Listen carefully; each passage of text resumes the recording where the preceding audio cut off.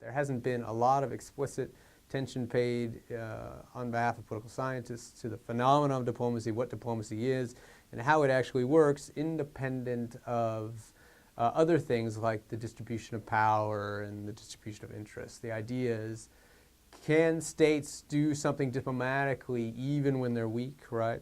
And can they reach agreements even when their interests are far apart because of how diplomats, or in this, by which I mean anybody engaged in communication between states, can they reach agreements even if their interests are far apart by virtue of the fact of the way that they negotiate?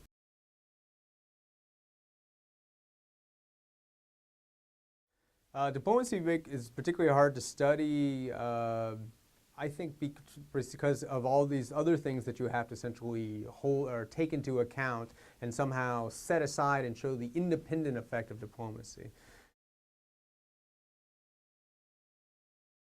We see the same different diplomatic styles that we saw in the 1920s. We see them today. We see realists. We see people who want to engage in genuine dialogue. We see people who want to leverage and exploit one another. So my personal view is that diplomacy, despite the creation of the United Nations and the multilateralization and all of these things that have revolutionized the practice of diplomacy, there's more continuity than there is change.